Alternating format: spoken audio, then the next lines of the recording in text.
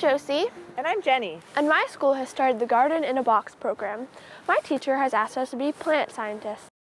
A scientist is someone who researches and examines various aspects of the physical world in order to attain a better understanding of how things work and function.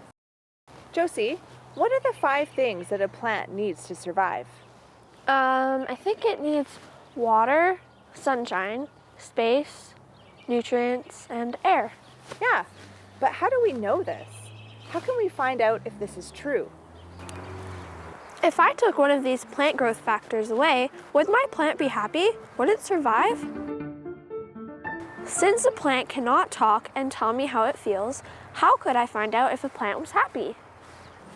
What can we change that would affect plant growth? How can we measure how the plant responds? How can I use what I have in this kit to find out the most important things that make a plant grow to be healthy and happy? Space.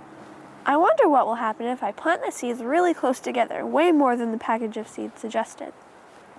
I wonder if the soil was hard and compacted, if the plants could still grow. Air. I wonder what will happen if I plant a seed in just water. I wonder what would happen if we didn't drill holes into the bottom of our garden in a box and then watered it. Sunlight. I wonder what will happen if I cover this row in a box to make it dark and leave this row without a box in the sunlight. Would every seed grow into a happy plant?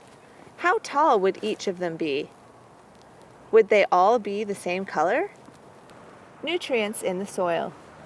I wonder what will happen if I planted my seeds in all compost with no sand or perlite. I wonder what would happen if I planted in just sand and no compost. Would it hold on to water for the plant? What plant would grow well in just sand? Water. I wonder what will happen if I water this side and not that side.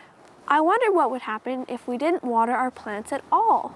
How would the plant show us that it needed water? These are all some really big questions to wonder about. Let's see if we can find some answers. What are some plant scientist questions that you might be wondering about?